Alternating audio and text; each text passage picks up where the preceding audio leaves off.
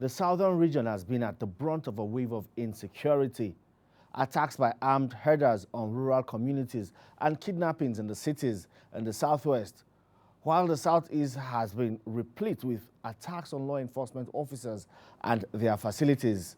It has brought the region to the brink, raising fires of ethnic intolerance and secessionist agitations by non-state actors.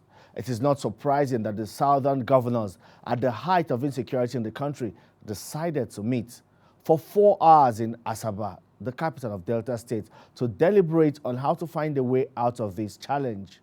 A 12-point communique was the result of the meeting, and the reaction it has generated is what we will look at this week. This is Politics on Sunday. I am Femi Akonde.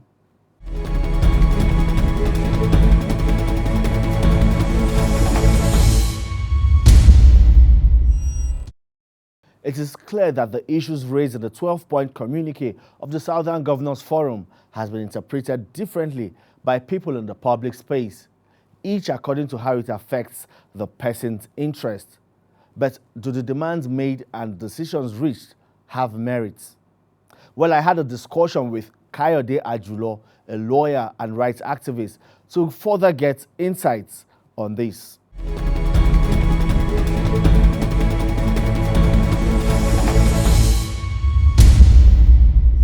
What has been happening in the polity, and the most prominent of which is the Southern Governors Forum. They are meeting their resolution, the 10-point resolution that was released at the end of it.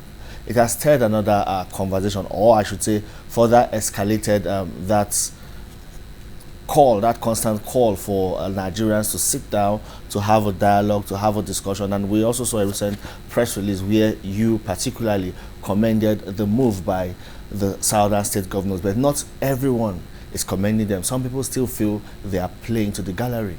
Their present intervention is more like a solution, a panacea to Nigerian problem. Mind you, in Nigeria we have 36 state governors. True. And I'm sure that you bear witness to this fact that for the past 4 years, Nigerian governors, particularly from the north, sometimes even monthly or quarterly, they must meet in Kaduna. They must come with far-reaching resolution, decision that is always aimed at solving Nigerian problem. Unfortunately, those from the southern counterpart, they've been lacking in this area. But just of recent, they tried to take the bull by the horn, and that's why one must commend the governor of Ondo State, Kayode Ajulo, for trying to anchor such important discourse. You will see that demand tailored with the provision of our constitution.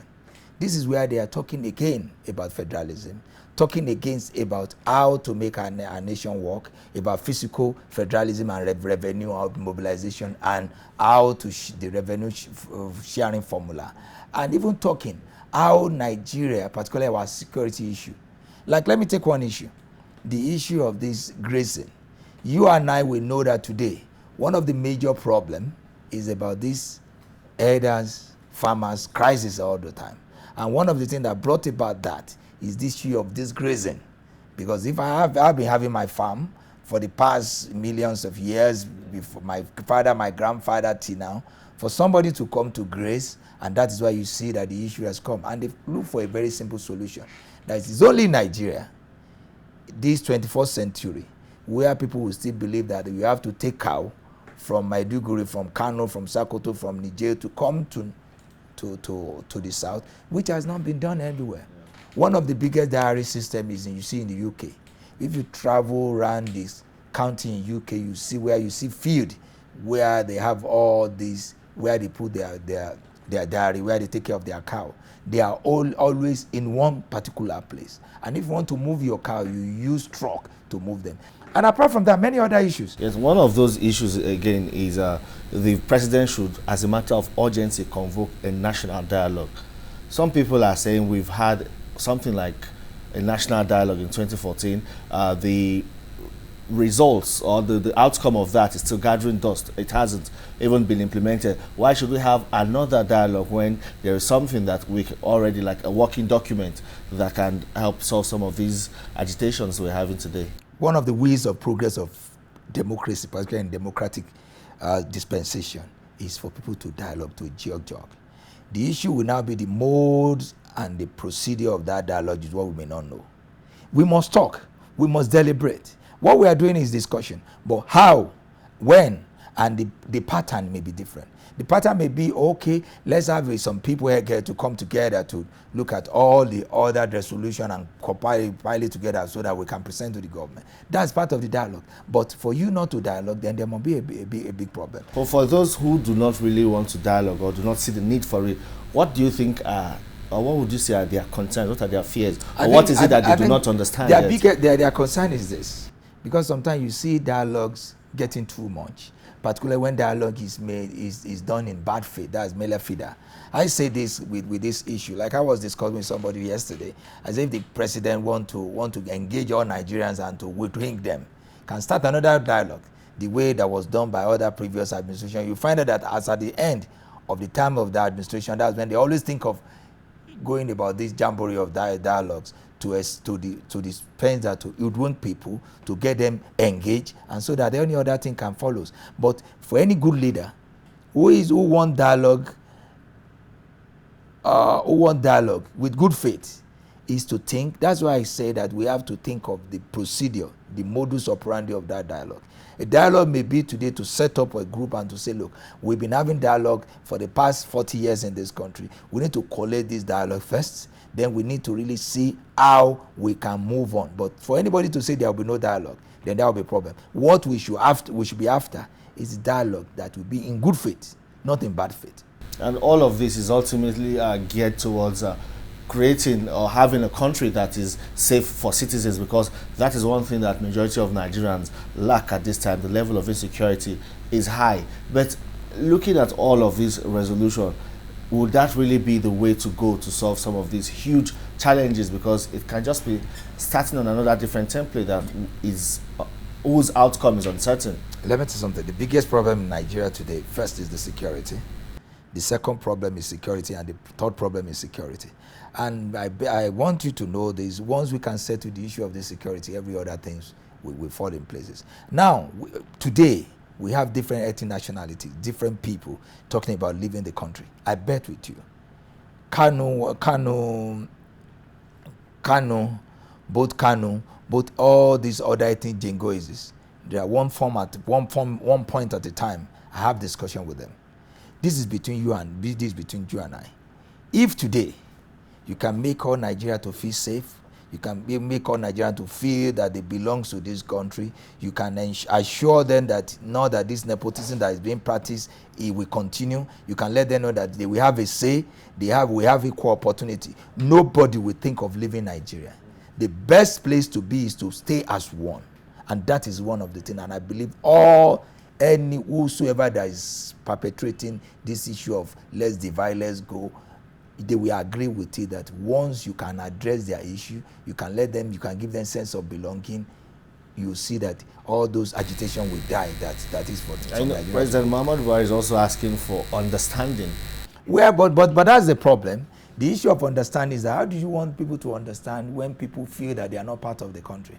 Where you see particularly when it comes to issue of security, you ask who are those mining it, and you find out that it is just one part of the country. Everybody, other people feel alienated. It is the fear.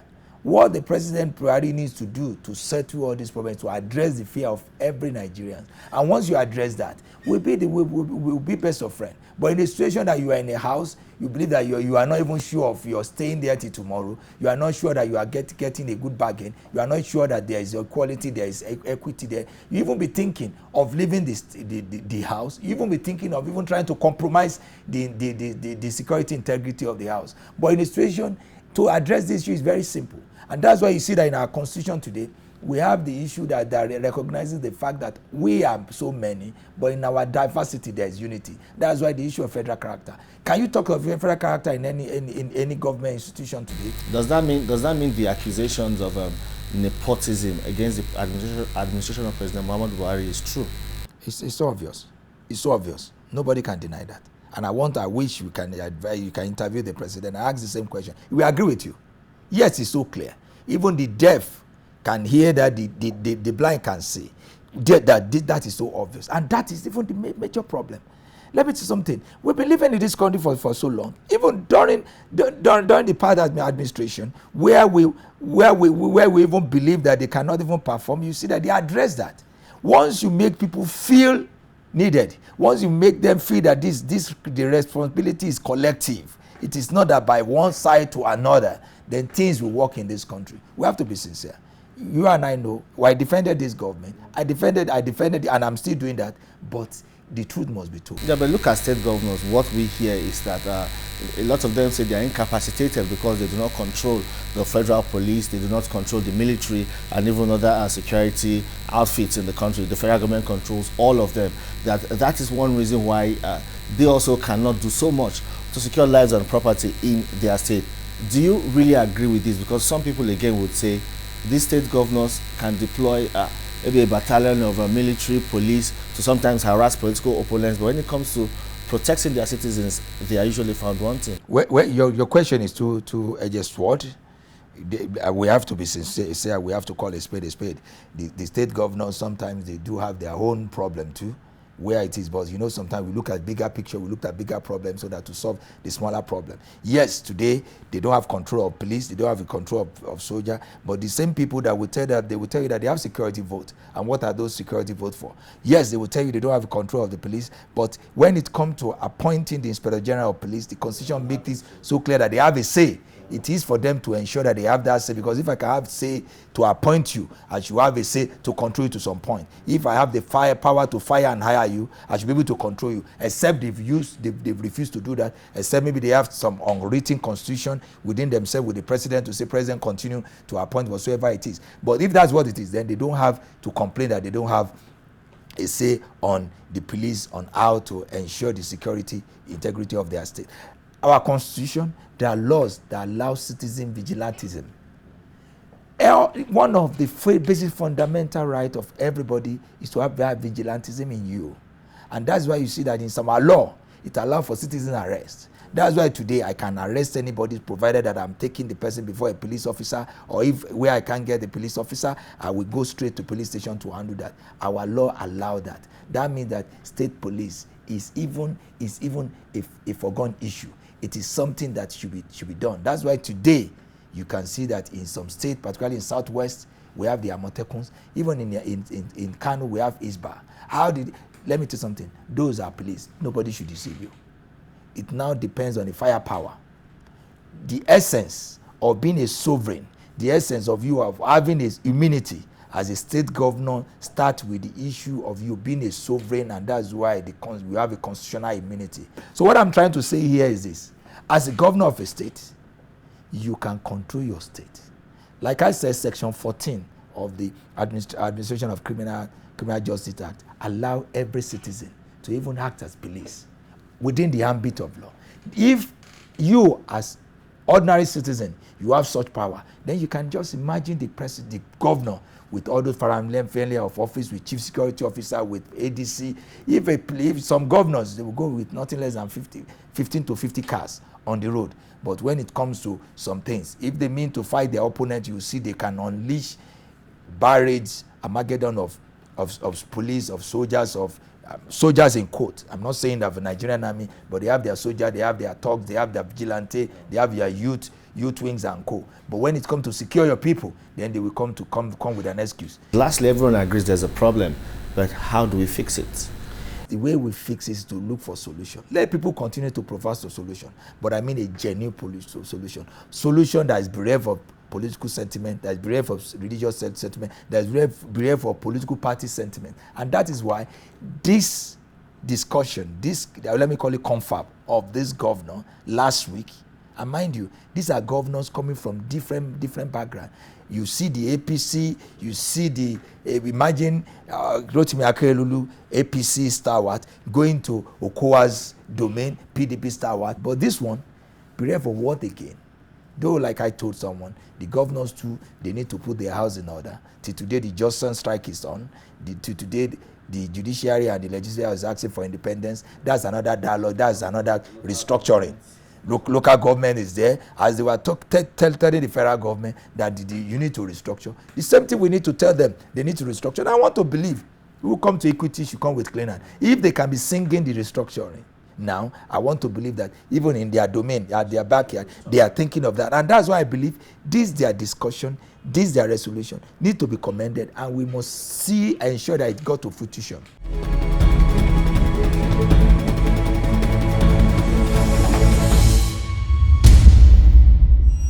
It seems the worsening insecurity is what is enabling the unity we have seen among state governors.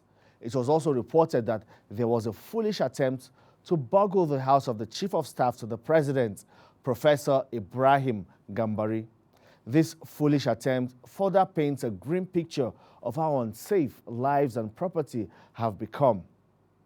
Joining me to bring another perspective to the matters of national interest is Leke Adelere, a journalist and public affairs analyst.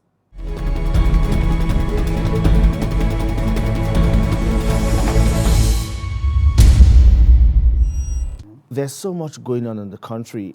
The spate of insecurity is at a frightening level.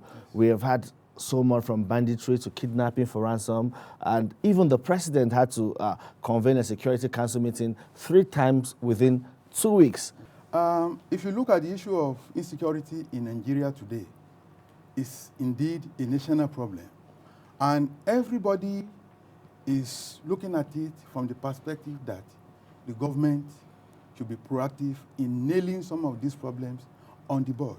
Why? Because, you see, I don't want to go into blame game, but I think from 1999, when this dispensation came on board, I would have preferred a situation that the last administration in the country has put in place a firm and good foundation, raise a foundation where there will be where there will not be problems of insecurity.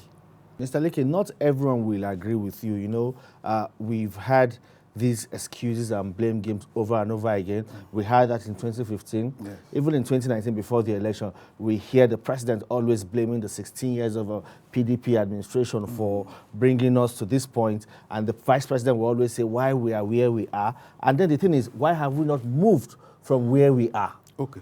Thank you. You know, we are in a democratic dispensation.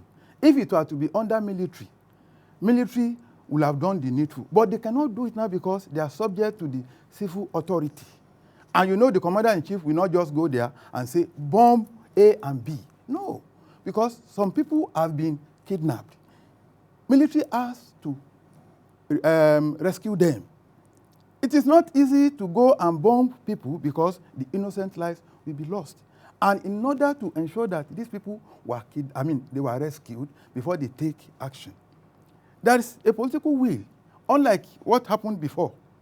You know, the only problem that the military should be facing is inability to have enough weapons to confront these people. The Southern Governors Forum have come out to take a stand that enough of all of these. We want the president to, with immediate effect, as a matter of urgency, convene a national dialogue. But they have called for an outright ban to open grazing. They have also called for a restructuring of the federation and even the establishment of state police. What's your own reaction to the stand of this Southern Governors Forum? Now, 3 things. The position of Southern Governors Forum, the issue of state police, and the political will to convoke a national dialogue. 1, governors themselves, they contributed to most of these insecurity problems in the country. You will realize that some of them, you know, they will recruit thugs. And after they have won election, they forget about the boys they used. And these boys, they have nothing doing. The Buhari Media Organization says they are playing to the gallery. Do you also feel so? I think very well. The governors are playing to the gallery. They don't want Nigerians to blame them.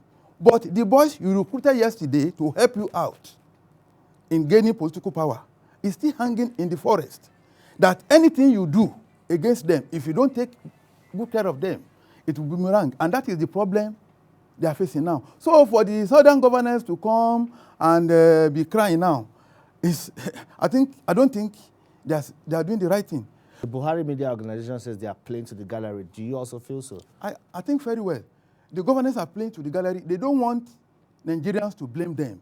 But the boys you recruited yesterday to help you out in gaining political power is still hanging in the forest.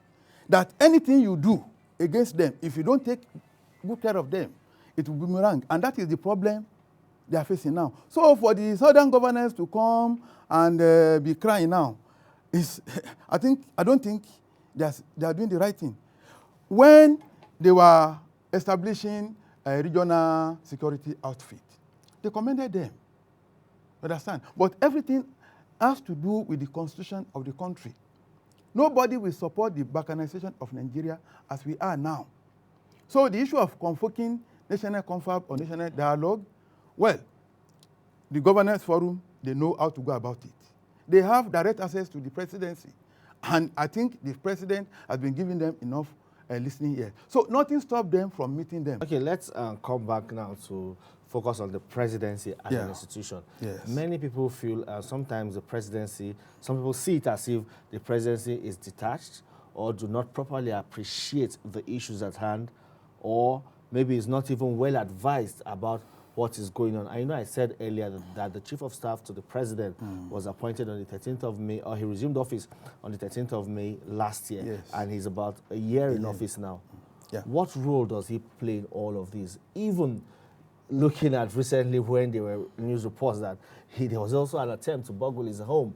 So it's like this insecurity is widespread. So when you look at the presidency as an institution and the role the chief of staff plays as a stabilizing figure, would you say he has carried out that function maybe creditably? I think for the first time in the political history of Nigeria, we have somebody that is level-headed, competent, capable, and cool and calm. For instance, you have a president who was a military officer, commander-in-chief. He has the intelligence reports on his table every day. So nobody can tell us that commander-in-chief has detached from the reality.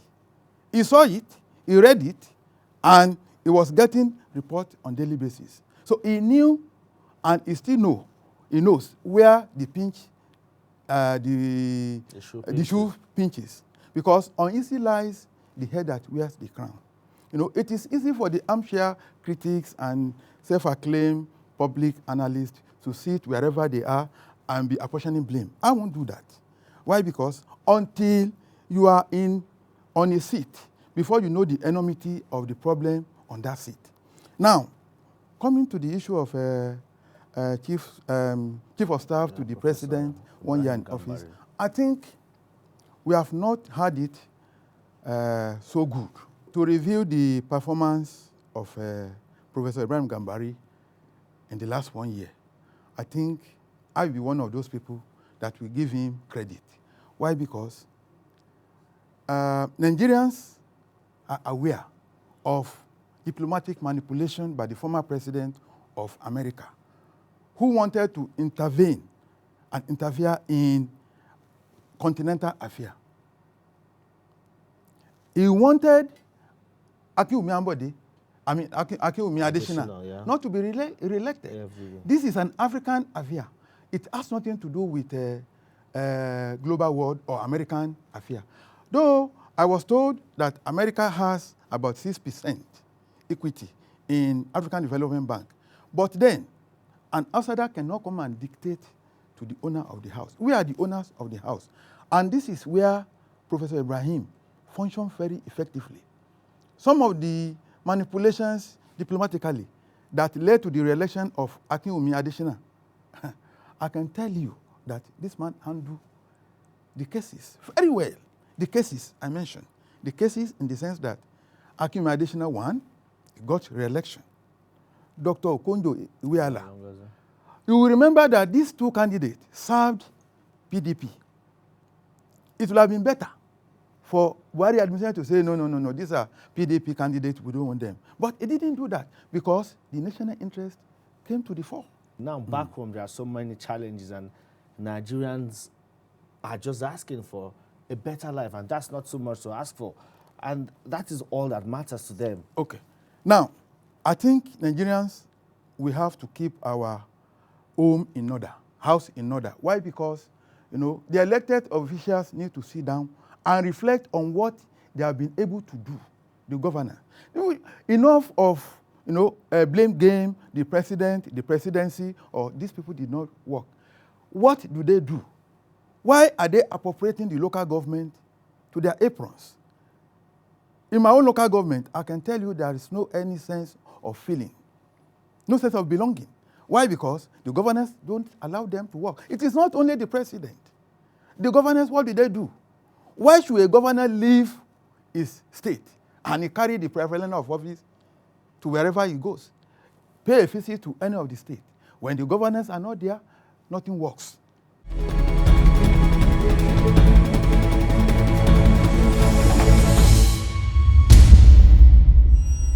It is clear that the issue of restructuring will not go away anytime soon. But first, all who seek must be clear as to what the term restructuring should entail and how realistic and possible it is to achieve.